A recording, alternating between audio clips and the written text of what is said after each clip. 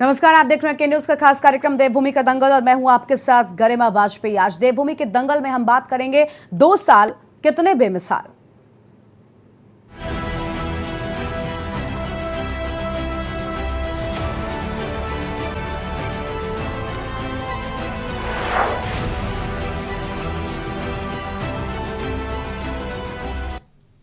उत्तराखंड के युवा मुख्यमंत्री के रूप में पुष्कर सिंह धामी ने 2 साल का कार्यकाल पूरा कर लिया है। इस दौरान उन्हें अनेक चुनौतियों का सामना करना पड़ा। इन चुनौतियों के बीच कई बड़े फैसले लेकर उन्होंने लंबी लकीर भी खींच दी है। इसके साथ ही धामी सरकार ने 2 साल में कई ऐसे फैसले लिए जिनका देश के दूसरे राज्य अनुसरण कर रहे हैं। उत्तराखंड में यूसीसी लागू किए जाने की भी तैयारी है। इसी बीच देश भर में लागू करने की पहल केंद्र के स्तर पर शुरू होने जा रही है। आपको बता दें कि पुष्कर सिंह धामी ने 4 जुलाई 2021 को मुख्यमंत्री के रूप में उत्तराखंड की कमान संभाली थी। भाजपा हाईकमान ने युवा चेहरे के रूप में धामी पर दांव लगाया था। इस दौरान अपने कार्यों की बदौलत धामी न सिर्फ हाईकमान की उम्मीदों पर खरे उतरे, बल्कि आज प्रदेश की राजनीति में उन्होंने अपनी एक अलग पहचान भी स्थापित कर ली है। फिर 2022 में विधानसभा चुनाव में भाजपा ने धामी के नेतृत्व में प्रचंड बहुमत हासिल किया। यह भी एक मिथक टूटने जैसा ही था। इस कामयाबी का सेहरा भी धामी के ही सिर पर बंधा। कम समय में उत्तराखंड की पूर्व सरकारों के मुकाबले कई अहम फैसले लेकर उन्होंने लंबी लकीर खींच दी है। हालांकि विपक्षी दल सीएम धामी के कार्यकाल को निराशाजनक बता रहे हैं, जबकि सत्ता पक्ष इसे ऐतिहासिक बताते हुए इसका जश्न मना रहे हैं। और आज इस मुद्दे पर होगी विस्तार से बातचीत, लेकिन उससे पहले एक नजर हमारे इस खास रिपोर्ट पर।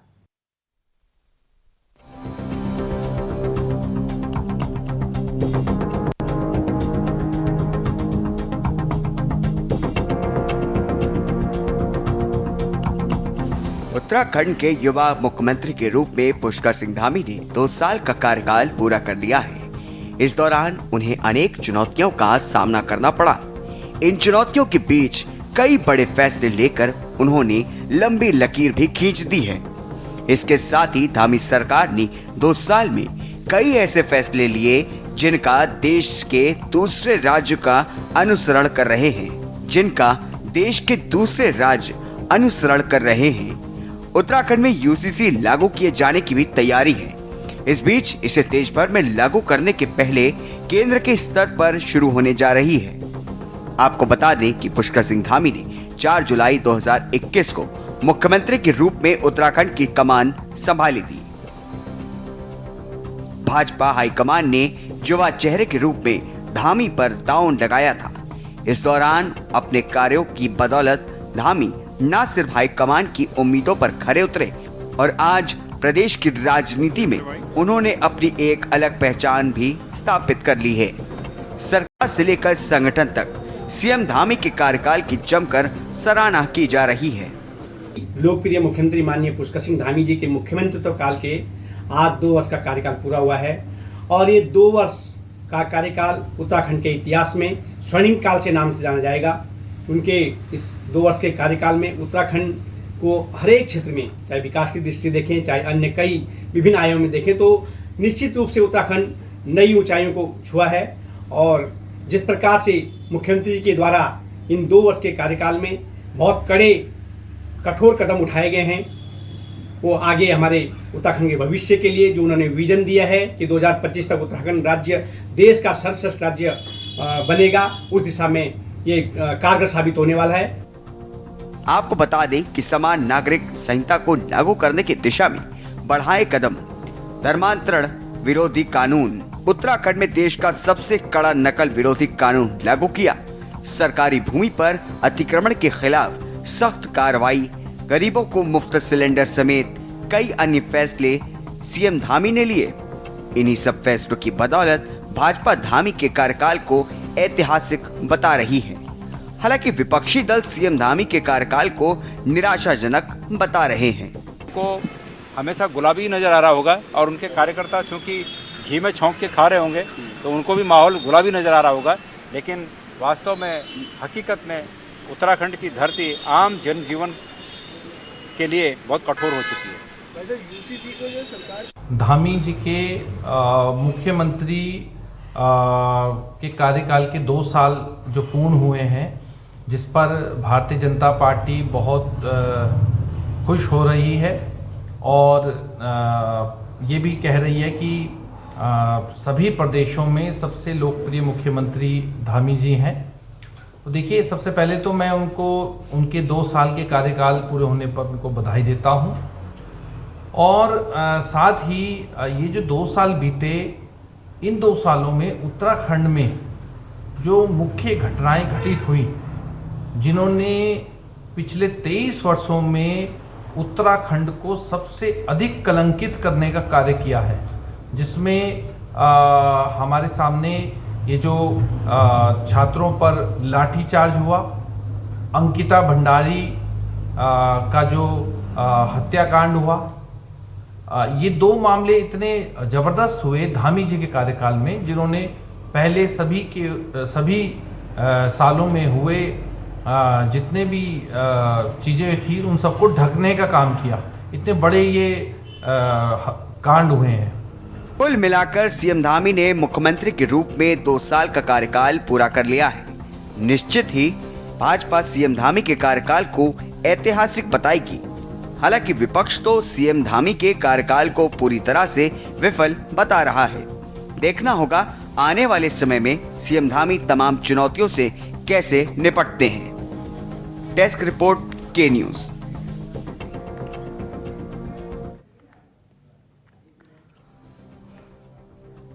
तो देखिए, आज इसी मुद्दे पर हम विस्तार से बातचीत करेंगे कि आखिर सीएम धामी का यह कार्यकाल कितना सही रहा है, क्योंकि एक तरफ भारतीय जनता पार्टी इसे ऐतिहासिक बताती है, तो वहीं दूसरी ओर जो विपक्षी हैं वो लगातार उनके इस कार्यकाल को निराशाजनक बताते हैं। और आज इसी मुद्दे पर होगी विस्तार से बातचीत। कई खास मेहमानों का पैनल हमारे साथ में जुड़ेगा। आज हमारे साथ में सत्यवीर चौहान जी हैं, भारतीय जनता पार्टी के प्रवक्ता हैं, और साथ ही आपको बता दें कि और भी कई खास मेहमानों का पैनल हमारे साथ में जुड़ने वाला है। सबसे परिचय कराते हैं, शीशपाल सिंह साहब हैं, प्रदेश प्रवक्ता कांग्रेस पार्टी की ओर से। संगीता शर्मा जी हैं, आम आदमी पार्टी के प्रवक्ता हैं। शांति प्रसाद भट्ट जी हैं, वरिष्ठ यूकेडी के नेता हैं। और कुलदीप राणा जी हमारे साथ में जुड़ चुके हैं, वरिष्ठ पत्रकार हैं। सभी मेहमानों का सबसे पहले बहुत स्वागत। और सत्यवीर चौहान जी के साथ ही शुरुआत कर लेते हैं इस चर्चा की। सत्यवीर जी, मैं सत्ता पक्ष से सबसे ज्यादा सवाल भी करती हूं और उम्मीद रखती हूं कि सबसे ज्यादा जवाब देने के हकदार वही हैं, क्योंकि फिलहाल सत्ता में वो है। एक तरफ धामी के कार्यकाल को लेकर आप लोग कह रहे हैं, या बीजेपी कह रही है, हम कह सकते हैं कि भाई बिल्कुल ठीक रहा, रिकॉर्ड टूट गए, युवा मुख्यमंत्री थे, कई ऐसे काम हुए जो अब तक पहले नहीं हुए थे। लेकिन दूसरी ओर विपक्ष इसको निराशाजनक मानता है, क्योंकि उसका मानना है कि अभी देखिए फिलहाल जिस तरीके की चर्चाएं उत्तराखंड में हो रही है, मुख्यमंत्री तक बदले जाने तक की बात हो रही है। क्या है ये, आप इसे किस तरीके से देख रहे हैं? क्यों आखिर इन चर्चाओं को जोर मिल रहा है? क्यों आखिर विपक्षियों को ये मौका मिलता है कि वो आपके मुख्यमंत्री तक पर सवाल उठा देते हैं? क्या ये आपके पिछले रिकॉर्ड को देखते हुए होता है, या वाकई जनता पुष्कर सिंह धामी के कार्यकाल से नाराज है? गरिमा जी, बहुत बहुत धन्यवाद। पहले तो मैं जिस प्रकार से मुख्यमंत्री आदरणीय श्री पुष्कर सिंह धामी जी से पूरे प्रदेशवासियों को उम्मीद थी कि वो जिस प्रकार से पार्टी ने उनको कार्यभार सौंपा है, जिस प्रकार से उनकी क्षमताओं को देखते हुए उनको जिस प्रकार से मुख्यमंत्री बनाया, उसके बाद ये आशाएं थी लोगों के कि ये कुछ करके ऐसा दिखाएंगे कि जिससे कि उत्तराखंड को तो जो आवश्यकताएं, उन आवश्यकताओं को पूर्ण करेंगे, मगर अन्य राज्यों के लिए भी उदाहरण साबित होंगे। और वही हमने विगत 2 साल में उनके कार्यकाल में देखा है। उनके कार्य करने की जो शैली है, अपने आप में एक अलग ही शैली उत्तराखंड के आज देखने को मिली है।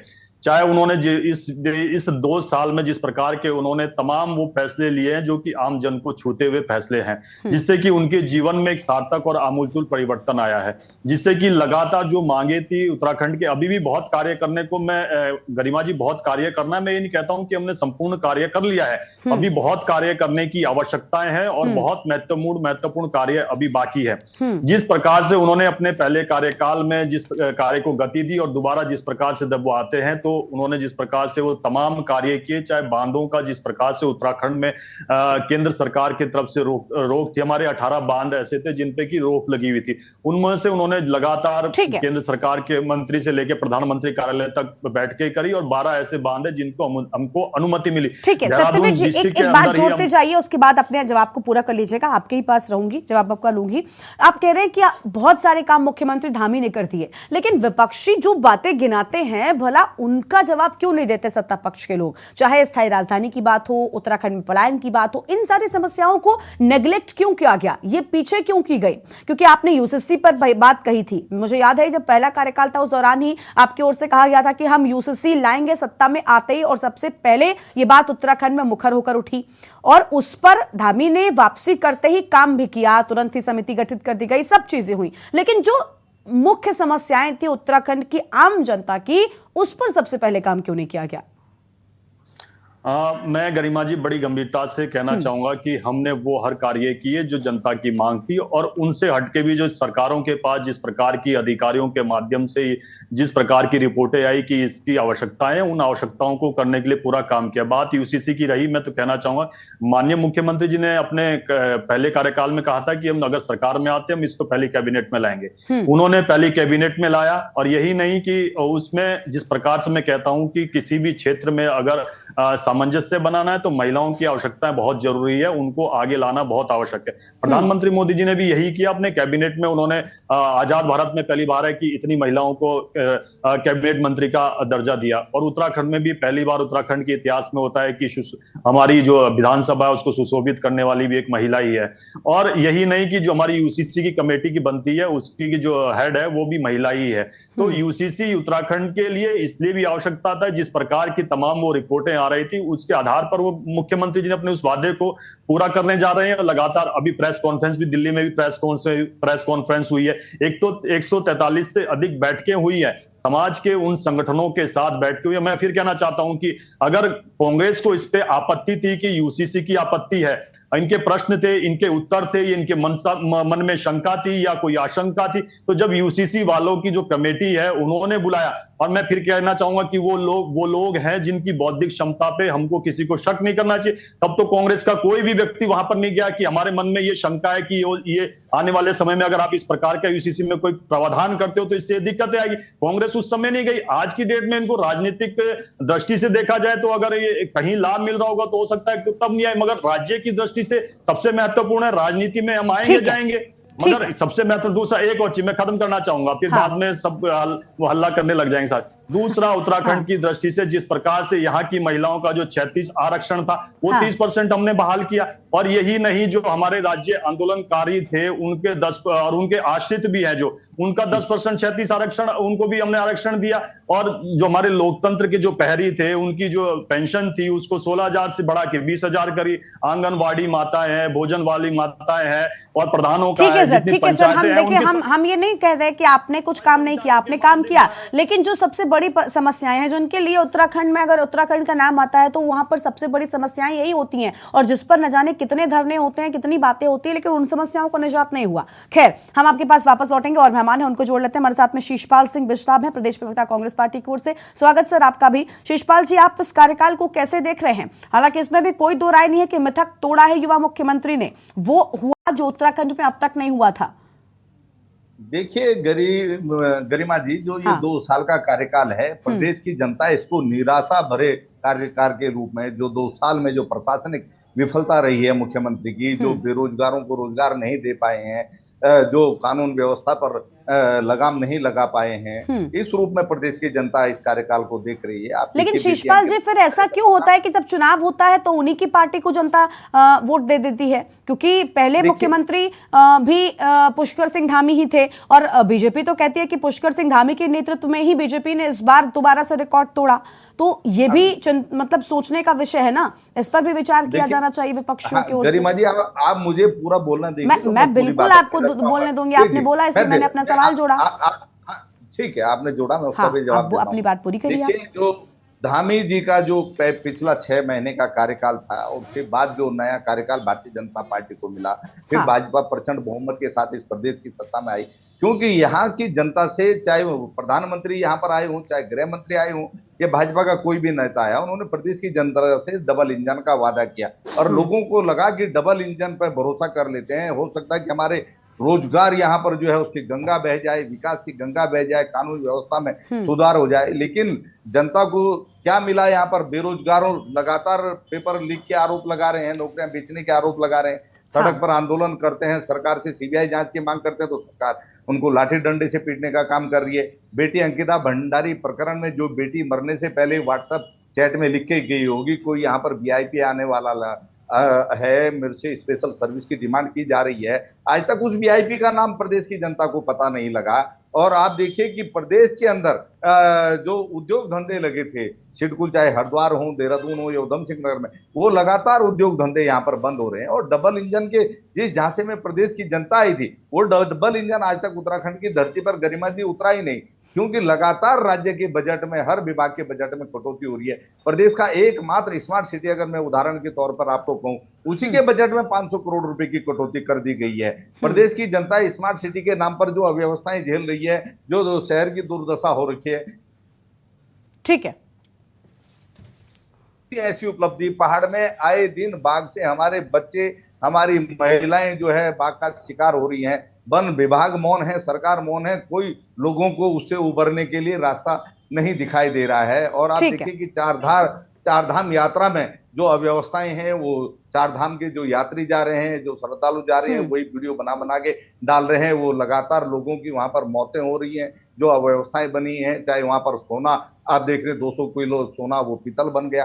वो पूरा प्रदेश देख रहा है कि क्या यहाँ पर 2 साल के कार्यकाल में हो रहा है। तो इस कार्यकाल को किस तरीके से हम उत्साहजनक माने। ना हमारी बेटियों को यहाँ पर सुरक्षा मिल पा रही है, ना यहाँ पर बेटियां पढ़ पा रही है, ना बढ़ पा रही है, क्योंकि नंदा गोरा योजना का जो बजट था, जिसमें हमारी बेटियों को 50,000 रुपए की सहायता मिलती थी, वो इस बार के बजट में इन्होंने आधा कर दिया है।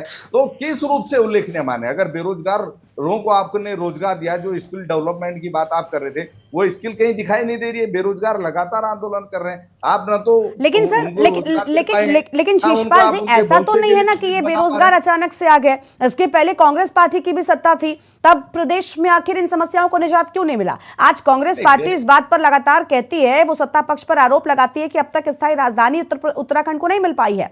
लेकिन ऐसा नहीं है कि उत्तराखंड की जनता ने आपको मौका नहीं दिया था। ये बात अगर अन्य पार्टियां कहें, आम आदमी पार्टी की ओर से कही जाए तो ठीक है ना, कि अब तक वो सत्ता में नहीं आए। लेकिन कांग्रेस पार्टी वो आरोप लगाती है जो अपनी सत्ता में रहने के दौरान उसने पूरे नहीं किए। गरिमा जी, हरीश रावत जी की सरकार में प्रदेश में 32,000 बेरोजगारों को रोजगार मिला। उसके आंकड़े अगर आप कहेंगे मैं आपको भेज देता हूं। चलिए, आंकड़े तो बीजेपी भी खूब पेश करती है, लेकिन असल में सच्चाई क्या होती है? 6 साल में भाजपा की सरकार में कितने लोगों को रोजगार मिला, उसके आंकड़े इनसे मांग लीजिए, हमारे आंकड़े हमारे से मांग लीजिए, हम आपको दे देंगे। और आप राजधानी की बात कर रहे हैं, राजधानी गैरसैंण में चाहे वो 1 ईंट लिखी, चाहे वो दिव्य भव्य बिल्डिंग बनी, वो कांग्रेस की सरकार में बनी। कांग्रेस ने वहां पर टेंट में, हाँ सर, वो भवन बनकर तैयार है, लेकिन अब तक उस भवन को क्या हो गया, वो भी जर्जर हो रहा है। टेंट में भी वहां पर जो है विधानसभा सत्र भी आहूत किया।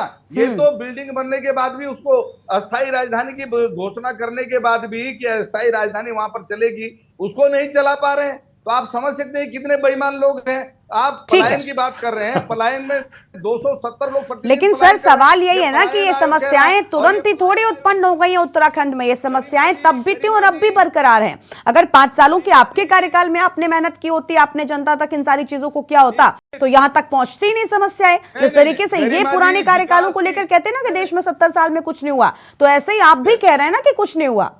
तो बात तो वही हो गई ना कि एक दूसरे पर आरोप लगाइए, जबकि आप दोनों ही उत्तराखंड में सत्ता में रहे हैं।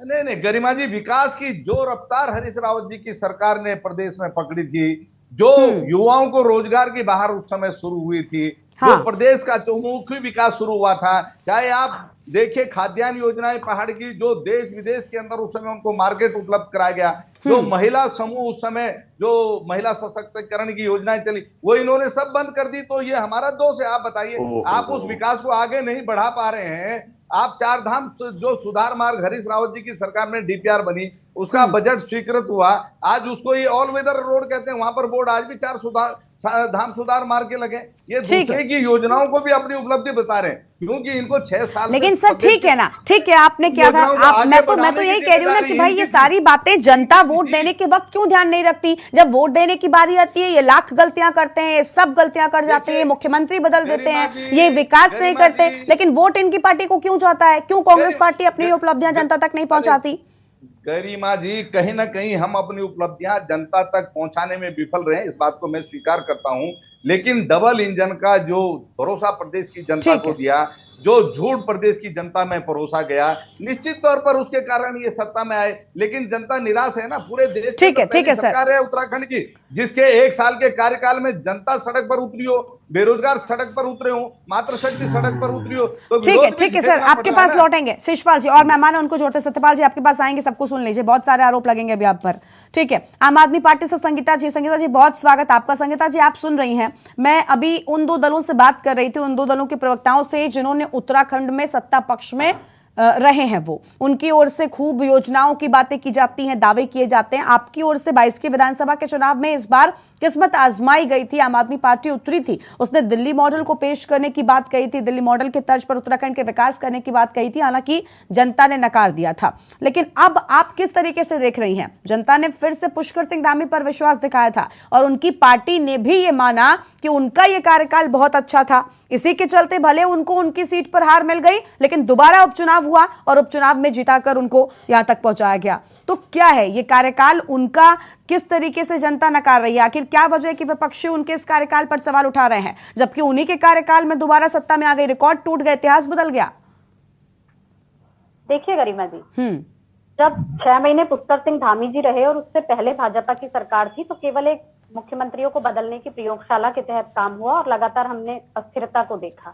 उसके बाद जब धामी जी ने चुनाव लड़ा तो वो अपनी ही सीट से हार गए। जनता ने इसका मतलब उन्हें अपनी सीट से नकारा, क्योंकि वहां काम नहीं हुआ था मुख्यमंत्री होने के बावजूद भी। उसके बाद उपचुनाव हुआ, भारी बहुमत से जीत करके आए और सत्ता में दोबारा सरकार ने उनको मुख्यमंत्री बनाया। ये उनका सफर रहा। लेकिन गरिमा जी, जो वादा करके डबल इंजन की सरकार उत्तराखंड में सत्ता में आई और उत्तराखंड की जनता ने बहुत सारा प्यार समेट करके भाजपा की सरकार को दिया, लेकिन जो मूलभूत समस्याएं थी, उत्तराखंड की मूलभूत समस्या हमेशा से स्वास्थ्य और शिक्षा रही है। स्वास्थ्य और शिक्षा पर किसी भी सरकार ने, चाहे वो पहले कांग्रेस हो या आज भाजपा है, उस तरीके का काम नहीं हुआ जैसा होना चाहिए था, या जैसा जब हमारा उत्तराखंड बना तो उत्तराखंड में जो लोगों ने शहादत दी, उनका सपना था कि यहाँ के बच्चों को रोजगार मिलेगा, यहाँ के लोग पलायन करके नहीं जाएंगे, यहाँ स्वास्थ्य सुविधाएं अच्छी होंगी, गांव-गांव तक सड़कें होंगी, पानी की व्यवस्था बहुत अच्छी होगी और एक सुंदर सा खूबसूरत सा राज्य जो हमारा है उसमें सारी व्यवस्थाओं से मुकम्मल राज्य होगा। लेकिन काम वैसा किसी भी सरकार ने नहीं किया। और अभी हम 6 साल का कार्यकाल देखें और उसके बाद 2 साल का कार्यकाल धामी जी का देखें गरिमा जी, तो देखिए सत्ता पक्ष बिल्कुल अपना बखान करेगा जो उसने किया, लेकिन विपक्ष बैठा है उन कामों को गिनाने के लिए जिनकी आशा थी और वो काम नहीं हो पाया। तो काले काम काले दिन देखे कि जब अंकिता हत्याकांड हुआ तो वो उत्तराखंड के लिए बहुत ही दुर्भाग्यपूर्ण दिन था, एक काला दिन था कि हमारे राज्य की बेटी के साथ इतना सब कुछ हुआ और उसमें भी भाजपा के नेता संलिप्त पाए गए। दूसरा काला दिन वो था जब युवाओं पर लाठीचार्ज हुआ, जबकि लोकतंत्र में आंदोलन की सबको छूट है, स्वतंत्रता है कि अपनी बात को कह सकते हैं, आंदोलन कर सकते हैं, लेकिन युवाओं पर लाठीचार्ज हुआ।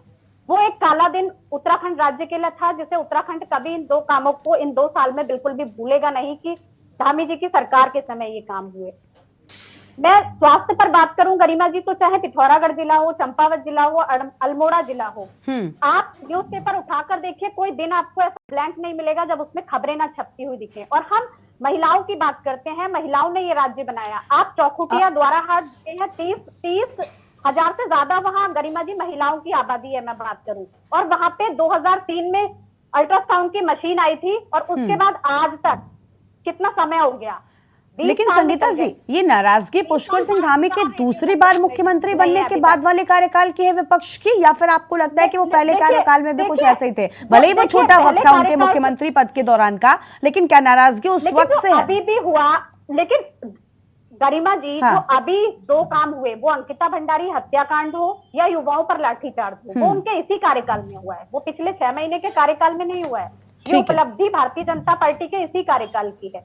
और शिक्षा में भी हम देखें तो लगातार धामी सरकार में सरकारी स्कूल बंद हुए, हमने देखा कि छत गिरने से बच्चों की मौत हुई और अभी भी 2700 से ज्यादा सरकारी स्कूल जर्जर हैं, जबकि दूसरा मानसून का समय आ गया और स्कूल खुल गए हैं। और फिर क्या हम बच्चों को ऐसे होता हुआ देखेंगे? भगवान ना करे ऐसी दुर्घटना हो, लेकिन सरकार ने उस पर कोई ध्यान नहीं दिया, उस पर कोई कवायद नहीं हुई, कोई काम नहीं हुआ।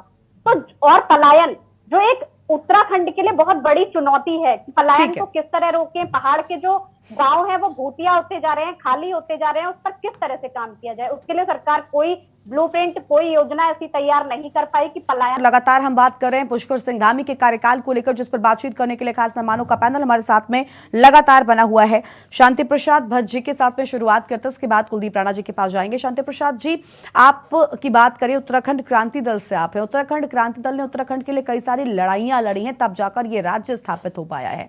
लेकिन आज हालत ऐसी हो गई है कि उत्तराखंड क्रांति दल बिल्कुल हाशिए पर आ गया है। बीजेपी कांग्रेस अब तक ही चलता था, लेकिन इस बार बीजेपी के रिपीटेशन हुआ, इतिहास पलटा, रिकॉर्ड्स टूटे उत्तराखंड के, और पुष्कर सिंह धामी को दोबारा से मुख्यमंत्री बनाया गया। भले ही वो अपनी सीट से हार गए थे, लेकिन अब 2 सालों का उनका कार्यकाल जो है, जो पूरी तरीके से रहा, या फिर अभी जो उनका कार्यकाल चल रहा है, इसको लेकर लगातार सवाल उठ रहे हैं। कई सारे लोग जो हैं, विपक्षी जो हैं, वो ये कह रहे हैं कि भाई ये निराशाजनक है। आप इसे किस तरीके से देखते हैं? देखिए गरिमा जी, पहले तो हम आपको बता दें, इस राज्य के अंदर कम से कम 56-57 क्षेत्रीय दल हैं, वो कहीं दिखते नहीं हैं।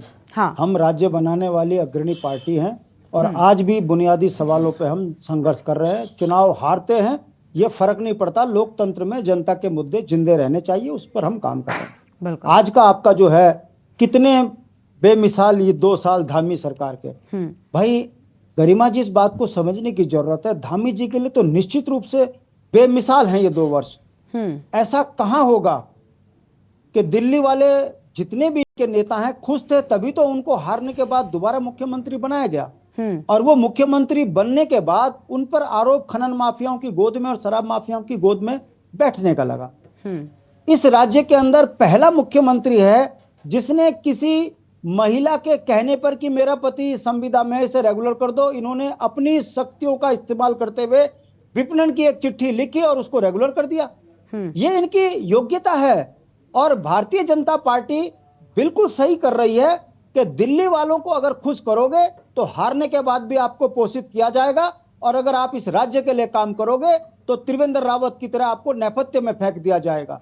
यह बात मैं आपको इसलिए कह रहा हूं गरिमा जी, सोचिए, जिस मुख्यमंत्री के सर्वेंट क्वार्टर में लड़की आत्महत्या कर ले और उसका पता ना चले क्यों किया, जिस राज्य में लड़कियां सड़क पे प्रसव कर रही हो, उनको इलाज नहीं मिल रहा हो, अंकिता बेटी की हत्या हो जाती है, वीआईपी का पता ना चल रहा हो, जिस राज्य में भू कानून खत्म कर दिया हो, मूल निवास खत्म कर दिया हो, ऐसे में यदि आप ये कहेंगे कि धामी जी के बेमिसाल 2 वर्ष, तो किनके लिए?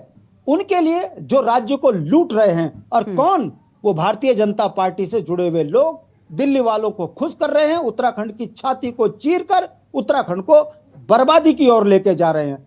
आप डीम्ड फॉरेस्ट बनाकर अब उत्तराखंड की जमीनों को लूटने की भी साजिश कर रहे हैं। हमारा यह कहना है कि यदि 2 साल इनके बेमिसाल हैं, तो फिर राज्य आंदोलनकारी सड़क पर आंदोलन क्यों कर रहे हैं कि हमारा 10% क्षैतिज आरक्षण बहाल कीजिए, अपने वादे को मुख्यमंत्री पूरा कीजिए।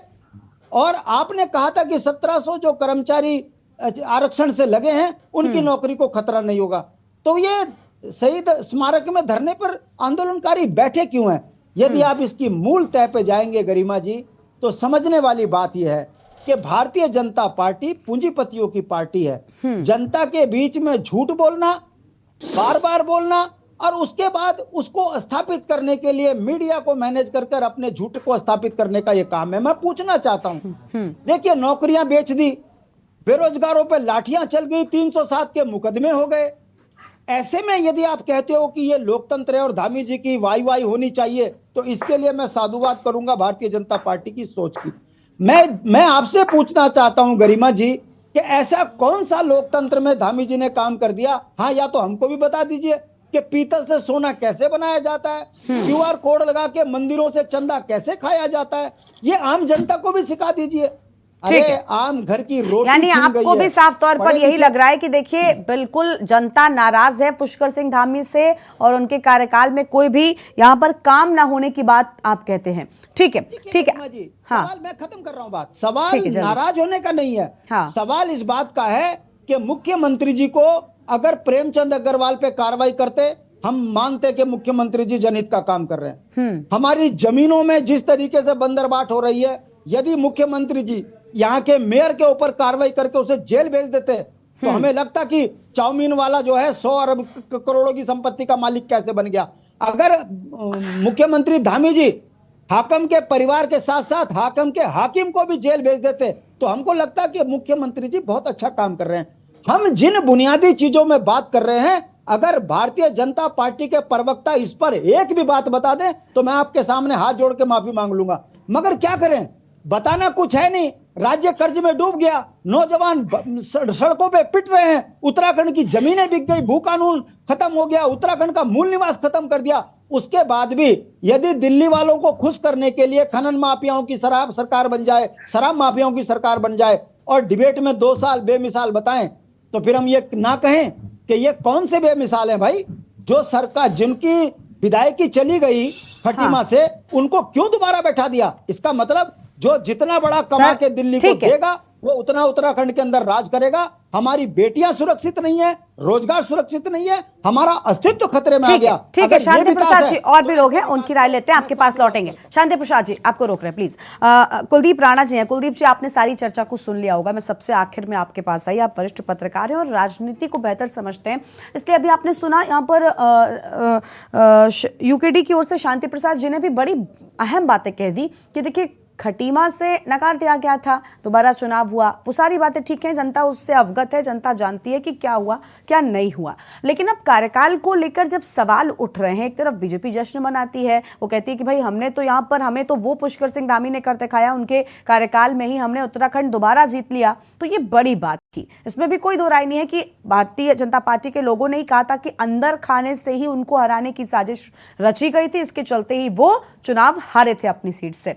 क्या है आखिर सच्चाई, क्या है जनता के मन में पुष्कर सिंह धामी को लेकर किस तरीके की छवि है? क्योंकि ताजा हालातों की बात करें, सब कुछ अपनी जगह, लेकिन पुष्कर सिंह धामी की कुर्सी को लेकर भी चर्चाएं बहुत तेजी के साथ में उत्तराखंड में चल रही हैं। देखिए गरिमा, हाँ, उत्तराखंड के 23 साल और धामी के 2 साल, ये दोनों अलग विषय हैं। अभी मैं कई विषयों पर कई चीजों की बातें, सब लोगों की बातें सुन रहा था। तो हालांकि जो सवाल चाहे शांति प्रसाद भट्ट ने उठाए हों या चाहे कांग्रेस के प्रवक्ता ने उठाए हों या आम आदमी पार्टी के प्रवक्ता ने उठाए हों, राज्य के बुनियादी मुद्दों को लेकर के, वो सवाल अभी अनसुलझे खड़े हैं, इसमें कोई दो राय नहीं है। लेकिन इन 2 सवालों के लिए मात्र 2 साल का धामी का कार्यकाल ही जिम्मेदार है, ये भी हम इसको नहीं कह सकते। बिल्कुल। लेकिन इन 2 सालों में धामी सरकार ने इन बीते इन सवालों को, इन व्यवस्थाओं को ठीक करने की दिशा में कदम उठाए हों, उस पर भी अभी एक तरीके से चीजें कटघरे में हैं। क्योंकि जब राज्य बनने के बाद तमाम सारी चीजें हुई और तो दोनों राजनीतिक दल, भाजपा और कांग्रेस, दोनों राष्ट्रीय राजनीतिक दल उत्तराखंड में बराबर सत्ता में रहे। यूकेडी भी सत्ता में रही इन राजनीतिक दलों के साथ। लेकिन राज्य के जो बुनियादी मुद्दे हैं, उन मुद्दों की तरफ तब सवाल नहीं उठे, तब भी सवाल जीवंत थे, आज भी तब सवाल जीवंत है। अब रही बात धामी सरकार के 2 साल के कार्यकाल के, देखिए पिछले इसमें 1 साल का कार्यकाल तो अभी का है, वर्तमान जो 5वीं विधानसभा का है, बाकी 8 महीने के कार्यकाल जो है उनके पिछले जो 4थी विधानसभा है, जब वो तीसरी बार मुख्यमंत्री हुए, तीसरे मुख्यमंत्री हुए 4थी विधानसभा में, तो उसके रहे हैं। लेकिन कुल मिलाकर जब हमने जनता के बीच में इन चीजों को लेकर के गए, क्योंकि राजनीतिक तौर पर आप एक विपक्षी दल के नाते आप तमाम सवाल खड़े कर सकते हो, लेकिन महत्वपूर्ण ये होता है कि जनता क्या कहती है, समाज क्या सोचता है चीजों को लेकर। तो पुष्कर सिंह धामी को लेकर के समाज के बीच में एक मिलीजुली प्रतिक्रिया है, और ये मिलीजुली प्रतिक्रिया इसलिए है क्योंकि धामी युवा हैं, अभी 50 साल के लगभग पहुंच गए होंगे, और उन्होंने जब चुनाव से पहले जिस तरीके की राजनीतिक पिच पर बल्लेबाजी शुरू की थी, इस तरह के निर्णय लिए थे चीजों को लेकर के, और यह बात निकल के आ रही थी कि धामी खुद हार गए लेकिन टीम को मैच जिता गए, जिसका पुरस्कार पार्टी ने भी उन्हें दिया और दोबारा वो मुख्यमंत्री चुने गए। लेकिन उसके बाद जो चीजें थी, क्योंकि जनता उम्मीद कर रही थी कि जो जिस तरह से उन्होंने राजनीतिक पिच पर पिछले उसमें बल्लेबाजी की है, क्योंकि उत्तराखंड की जो वर्तमान स्थिति है वो यहाँ आराम की मुद्रा में नहीं है, वो आपसे बहुत तेजी से, और आपको जिस प्रकार से भाजपा कहती है ना कि हमारे प्रधानमंत्री 24 घंटे काम करते हैं, रात दिन काम करते हैं, काम कम सोते हैं, वैसे ही इस प्रदेश को भी उसी प्रकार का नेतृत्व चाहिए था और उसी प्रकार के निर्णायक भूमिका में होना चाहिए था कि फ्रंट फुट पर आ करके वो चीजों को खेलें।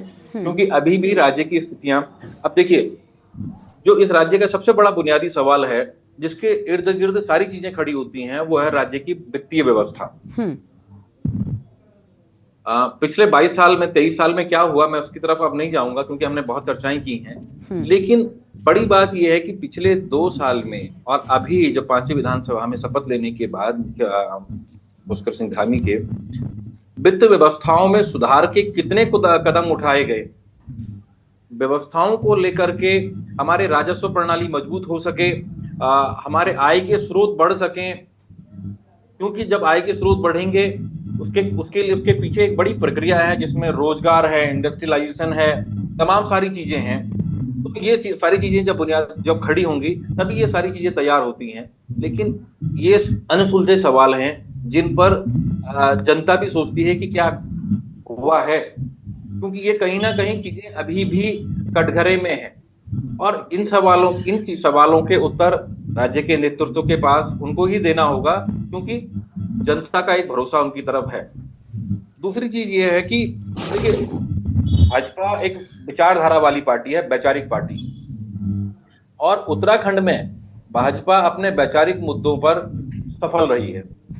उसमें चाहे उनका समान नागरिकता कानून, जिसको लेकर के अभी बड़ी चर्चाएं चल रही हैं, समान नागरिकता कानून का विषय हो, और लव जिहाद, लैंड जिहाद के विषय हो, ये तमाम सारी चीजें हैं जिन पर वो अपने वैचारिक मुद्दों पर सफल भी रही है चीजों को लेकर।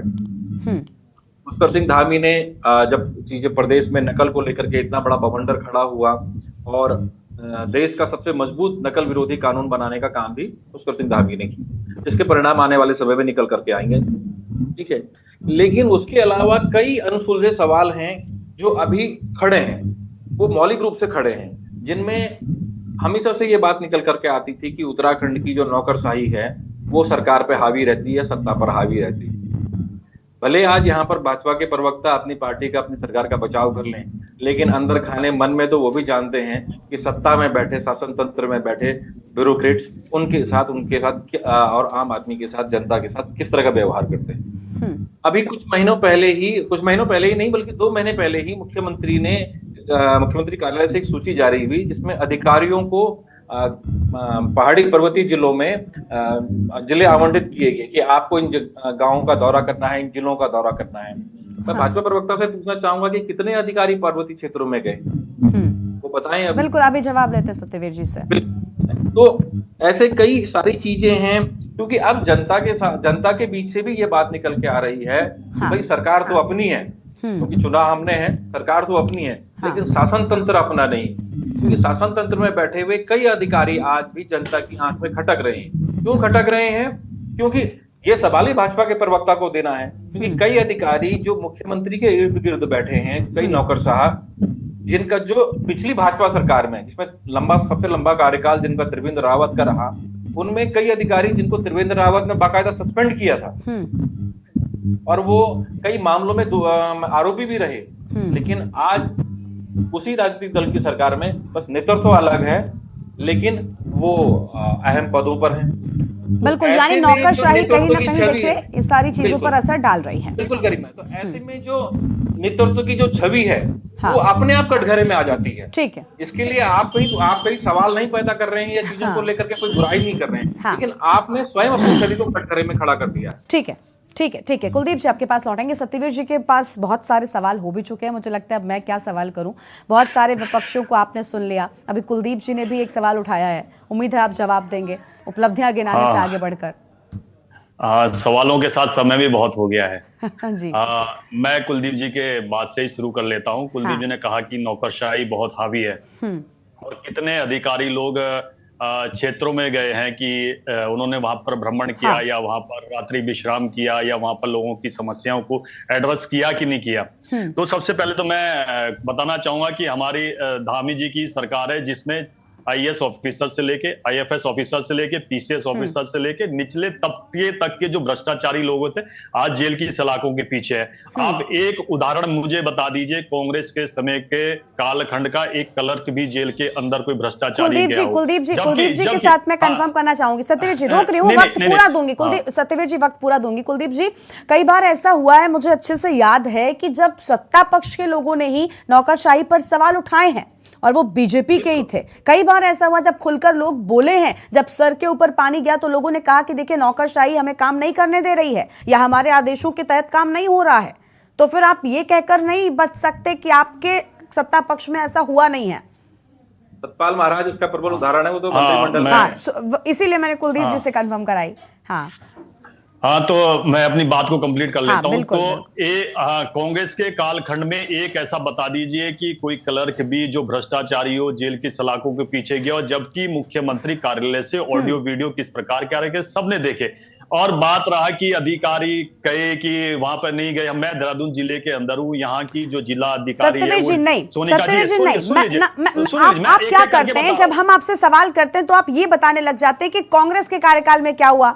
क्यों बात करनी, आप अपने कार्यकाल की बात करिए ना। उनके में हुआ इसीलिए तो जनता आपको लेकर आई है सर। हाँ बिल्कुल सही बात, मैं जोड़ रहा हूँ ना, आपको सब चीजें जोड़ रहा हूँ, एक एक करके जोड़ रहा हूँ कि भाई क्या अंतर है, तो बताना पड़ेगा ना थोड़ा सा। कुछ सेकंडों के लिए लेता हूँ ज्यादा समय। यहाँ की जो जिला अधिकारी है वो सोनिका जी है, वो त्यूनी यहाँ का सबसे सुदूरवर्ती क्षेत्र है, वहां पर जाती है, वहां पे जिस प्रकार से वो रहती है वहां की समस्याओं को एड्रेस करती है।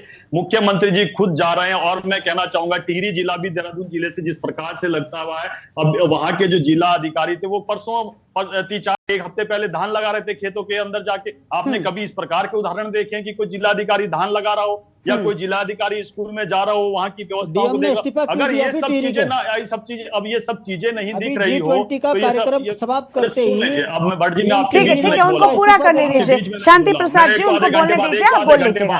अरे नहीं, आप बोलिए सत्यवीर जी, आपको मौका देने प्लीज, अभी इसको टॉपिक मत बनाइए। दूसरा एक चीज और कुलदीप जी ने एक बात कही कि हमने अपने राजस्व बढ़ाने के लिए क्या किया।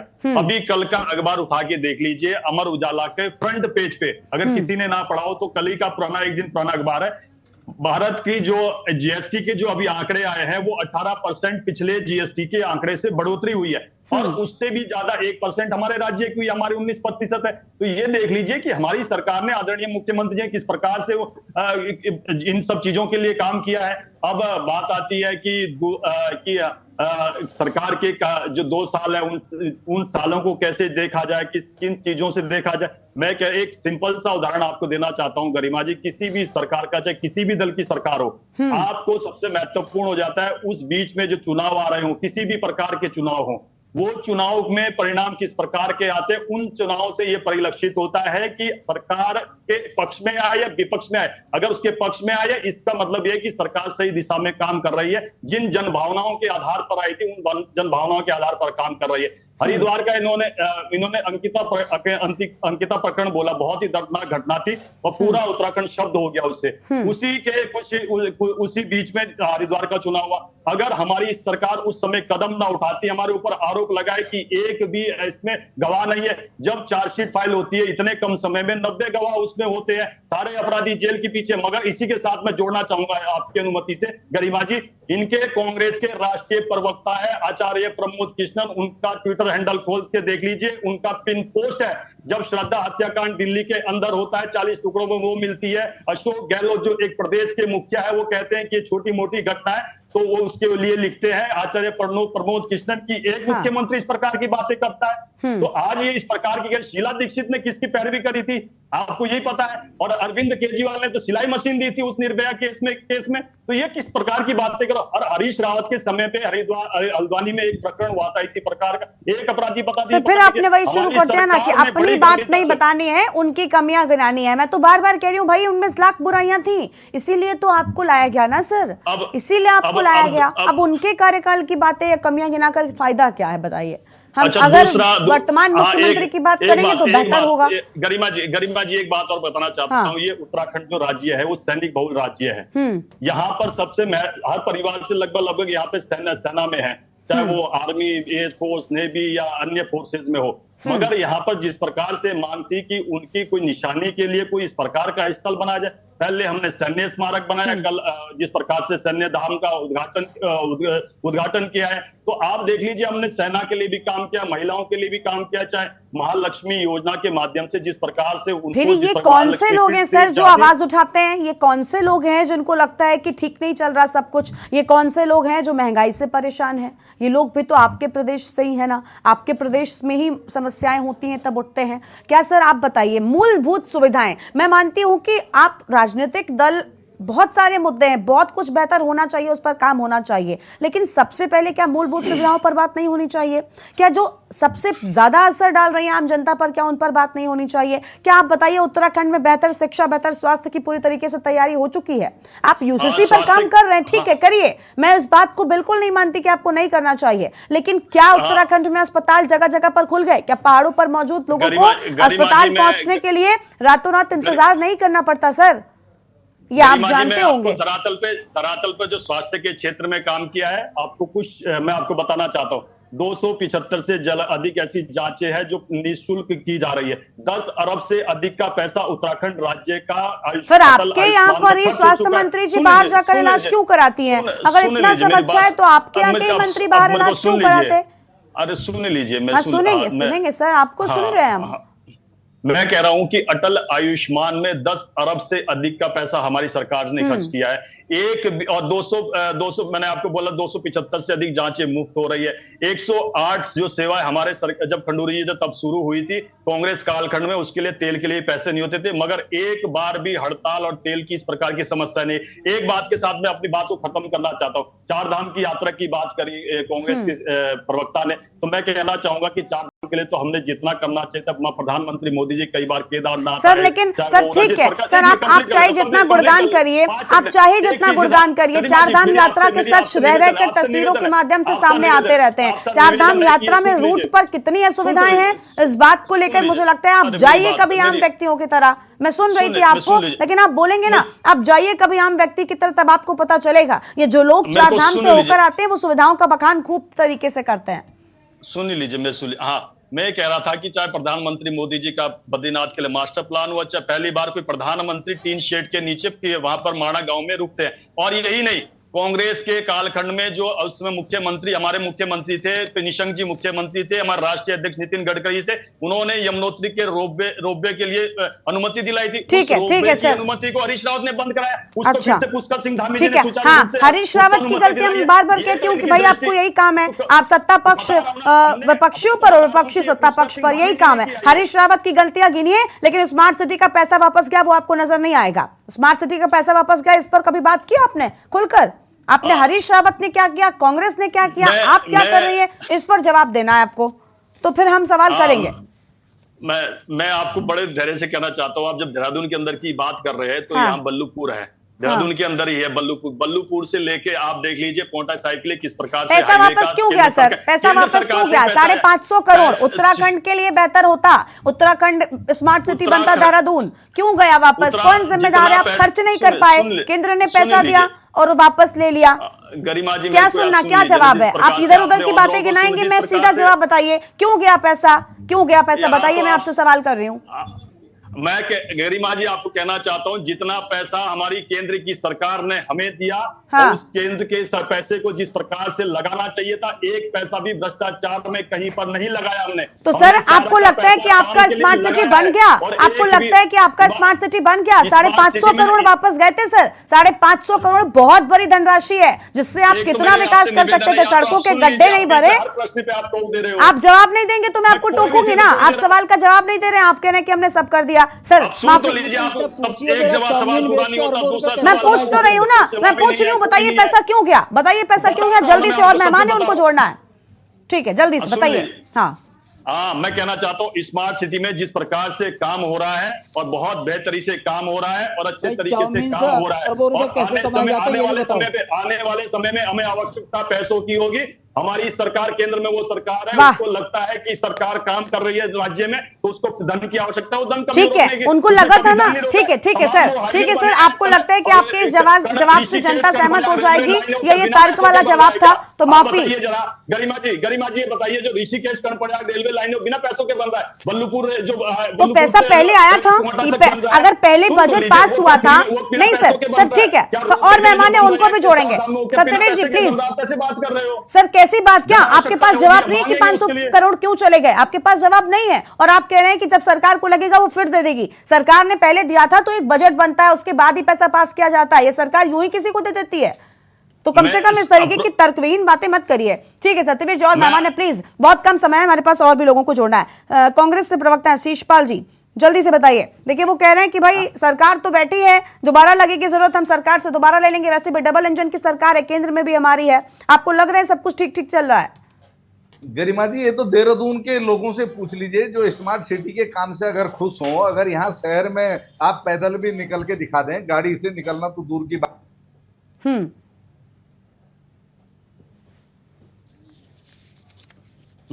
स्वास्थ्य के मामले में केवल एक उदाहरण आपको देना चाहूंगा कि प्रदेश के कैबिनेट मंत्री थे चरण रामदास जी, वो केवल इसलिए नहीं बचाए जा सके कि समय से उनको जो एयर एम्बुलेंस है वो उपलब्ध नहीं हो पाई। जब अपने ही कैबिनेट मंत्री को नहीं बचा पाए, परसों जो है अस्पताल के टॉयलेट में जो है बच्चे को जन्म देने के लिए मजबूर है। तो यहाँ की स्वास्थ्य सेवाओं की स्थिति, और चारधाम यात्रा में जो ये कहते कि हम इतने फ्री टेस्ट करा रहे हैं, 100 से ज्यादा यात्रियों की अभी तक जो मौतें हुई है वो क्यों हुई है भाई? ठीक है, स्वास्थ्य सेवाओं, ठीक है, यानी आपको लग रहा है ना कि समस्याएं ठीक नहीं है। ठीक है शीशपाल जी। हाँ शीशपाल जी, माफी के साथ रोक रहे, बहुत कम समय, एक प्रतिक्रिया सबकी रहती है। कुलदीप राणा जी के पास जाएंगे। कुलदीप जी, मैंने आपसे पहले भी पूछा था, आपने बड़ी सारी बातें बताई कि क्या वजह है कि आखिर कमियां कहां पर आती हैं, क्या वजह है कि इस कार्यकाल पर धामी सरकार के सवाल उठ रहे हैं।